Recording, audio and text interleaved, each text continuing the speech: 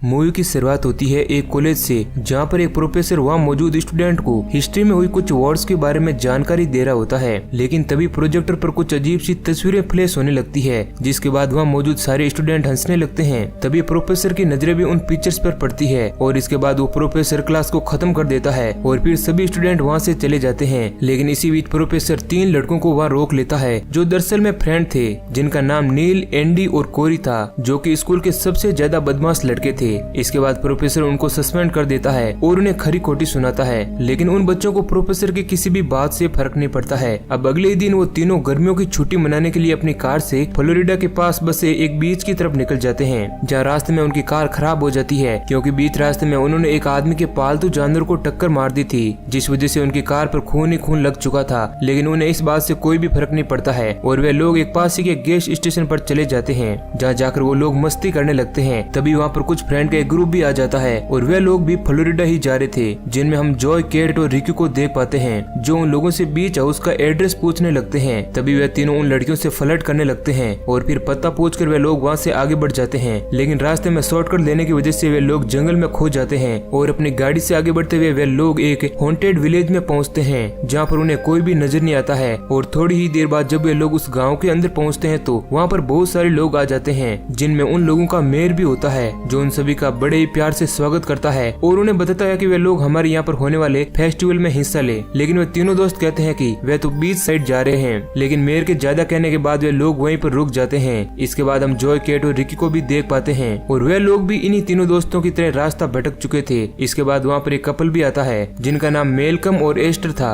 वहाँ पर सभी लोग बहुत ही ज्यादा खुश दिख रहे थे, इस कारण सारे लोग वहीं पर ठहर जाते हैं और उन्हें लगता है कि शायद इस टाउन का फेस्टिवल बहुत ही ज्यादा इंटरेस्टिंग होने वाला है। अब रात होने पर सभी लोग उस जगह पर एंजॉय करने लगते हैं और वहाँ पर एंडी और उसके फ्रेंड भी खूबसूरत लड़कियों के साथ फ्लर्ट करने लगते हैं। वहीं दूसरी तरफ हम रिक्की नाम के एक लड़के को देखते हैं जो केट और उनके साथियों के पास आता है और फिर वह केट के साथ भी फ्लर्ट करने लगता है और वह केट को अपने साथ लेकर चला जाता है, जहाँ पर वह केट की आंखों को पट्टियों से बांध देता है। और इसके बाद जब वो उसकी पट्टी हटाता है तो केट देखती है कि उसके दोनों हाथ और पैर रस्सियों से बंधे हुए थे और वे रस्सियां घोड़ों से बंधी हुई थी। ये देखकर केट को लगता है कि शायद रिक्की उसके साथ कोई मजाक कर रहा है। लेकिन थोड़ी ही देर बाद रिक्की घोड़ों को हंटर से मारता है, जिस वजह से वे घोड़े भागने लगते हैं। इस कारण केट के हाथ और पैर उसकी बॉडी से अलग हो जाते हैं और उसकी एक बहुत ही दर्दनाक मौत हो जाती है। इसके बाद हम मेयर और उसकी फैमिली को देखते हैं, जिसने सभी मेहमानों को खाने पर बुलाया है, जहाँ पर मेयर अपने बेटे और वाइफ को कहता है कि फेस्टिवल आने ही वाला है और उन्हें जोरों से तैयारी करनी चाहिए। अब इसके बाद रात होने पर वे सभी लोग अपने अपने रूम में चले जाते हैं, जहाँ पर वे लोग बहुत सारी मस्ती भी करते हैं। इधर नील अकेले ही बैठा था, तभी उसके पास एक लड़की आती है और वे उसे इंटीमेट होने का ऑफर देती है। अब इसके बाद नील भी उसके साथ रूम में चले जाता है, जहाँ इंटीमेट होते समय लड़की नील के मुंह में एक पाइप डाल देती है और फिर वे उस पाइप में बहुत सारा तेजाब भी डाल देती है, जिस कारण वे सारा तेजाब नील की बॉडी में चला जाता है और उसकी बॉडी पूरी तरह से बिखर जाती है और इस तरह नील की भी मौत हो जाती है। अब अगली सुबह होने पर वे सभी लोग बीच साइड की तरफ जाने का प्लान बनाते हैं, लेकिन मेयर उन्हें बताता है कि फेस्टिवल होने के कारण वे लोग कहीं नहीं जा सकते हैं। लेकिन मेलकम वहाँ नहीं रुकना चाहता है और वे मेयर पर बहुत ही ज्यादा गुस्सा होता है। अब ये देखकर मेयर को बहुत ही ज्यादा दुख होता है, लेकिन एंडी मेयर से माफी मांग लेता है। इसके बाद मेयर की वाइफ सभी को कहती है कि फेस्टिवल स्टार्ट हो गया है और सभी लोग इस फेस्टिवल को एंजॉय करें। साथ ही वो कहती है कि लड़के एक तरफ हो जाए और लड़कियां एक तरफ, और फिर वे सभी लोग वहाँ पर बहुत सारी मस्ती करते हैं। अब इसी बीच हम एक आदमी को देख पाते हैं जो नील और केट के कटे हुए सिर को इकट्ठा कर रहा है। वहीं दूसरी तरफ हम देखते हैं कि पूरे गाँव में मस्ती का माहौल है और सभी लोग बहुत एंजॉय कर रहे होते हैं। वहीं एक तरफ गाँव की एक लेडी मैंडी को उनके गाँव की एक पोशाक पहना देती है और फिर वे लोग उसके साथ डांस कर रहे होते हैं। इसके बाद मैंडी को एक बड़े से घंटे के नीचे खड़ा कर दिया जाता है और मेयर की वाइफ उस घंटे से बंधी हुई रस्सी को छोड़ देती है, जिस वजह से मैंडी की बहुत ही ज्यादा दर्दनाक मौत हो जाती है और उसका खून देखकर टाउन के सारे लोग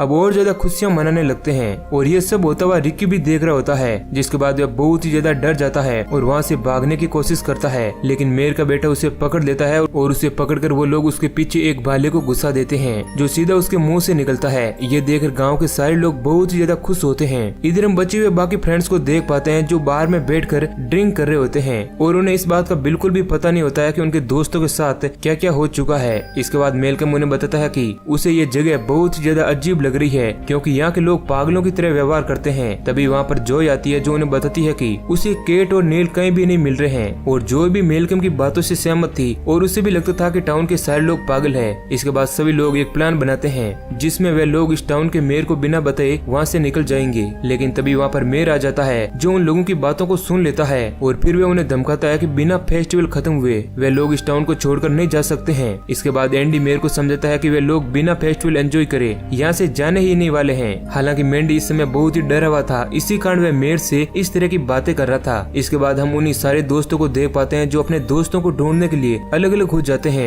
दरअसल उनका ये प्लान था कि वे अपने दोस्तों को जल्दी से जल्दी ढूंढकर यहाँ से निकल जाएं। अब सभी दोस्त अपने दोस्तों को ढूंढने के लिए टाउन में हर एक घर में जाते हैं जहाँ पर उन्हें कुछ मिस्टीरियस चीजें भी मिलती है, जिसे देखकर साफ पता चल रहा है कि टाउन में कुछ न कुछ तो चल रहा है। लेकिन उन लोगों को अपने दोस्त कहीं भी नहीं मिलते हैं। वहीं कोरी भी नील को ढूंढते हुए एक घर में जा पहुँचता है। वहाँ उसे एक लड़की नजर आती है जो उसके साथ इंटीमेट होने के लिए कहती है और वह उसके पास आकर उसके मेन पार्ट को ही काट देती है, जिसके बाद कोरी की भी तड़प तड़प कर मौत हो जाती है। वहीं दूसरी तरफ हम मेलकम को देखते हैं जो एक लड़की का पीछा करते हुए एक घर के पास पहुंच चुका है जहां टाउन के लोग उसे बंदी बना लेते हैं और वहीं पर मौजूद एक बड़ी सी मशीन में उसे डाल देते हैं और फिर गांव के लोग उस मशीन को स्टार्ट कर देते हैं, जिसके बाद मेलकम की आंखें बाहर आ जाती है और इस तरह उसकी भी मौत हो जाती है। वहीं दूसरी तरफ एंडी और जॉय को भी किडनैप कर लिया जाता है और रात होने पर उन्हें टॉर्चर करने के लिए टाउन के बीचों बीच लाया जाता है और मेयर सभी को कहता है कि अब फेस्टिवल खत्म होने वाला है और हम लोगों के साथ जो हुआ है उसका बदला आज हम लेकर रहेंगे। अब इसके बाद एंडी और जॉय को बांध दिया जाता है और मेयर एंडी को एक चाकू देता है और कहता है कि उसे जॉय को मारना होगा,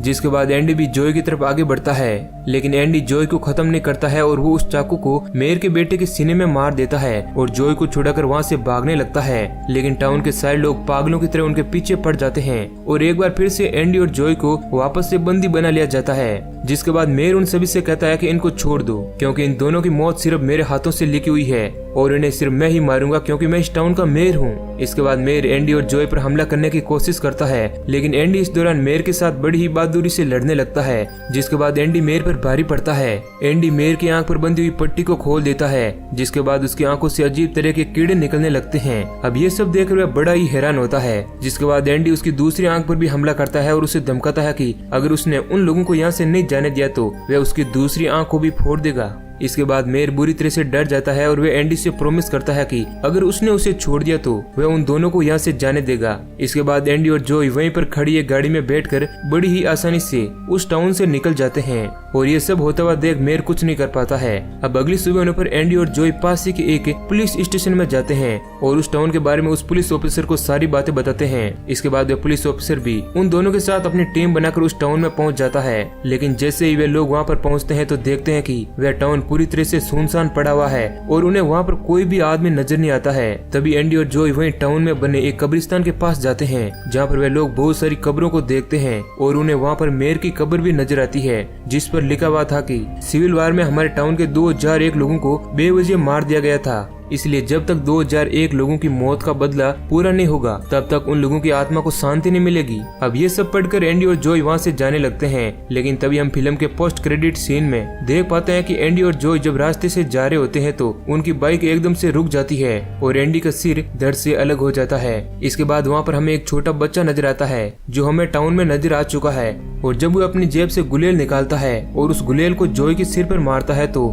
जॉय का सिर भी दर्द से अलग हो जाता है और इस तरह एंडी और जॉय की भी मौत हो जाती है और इसी सीन के साथ मूवी एंड हो जाती है। तो दोस्तों अगर ये कहानी आपको पसंद आई है तो वीडियो को लाइक जरूर करें। ऐसे ही और इंटरेस्टिंग वीडियो पाने के लिए हमारे चैनल को सब्सक्राइब करें। धन्यवाद।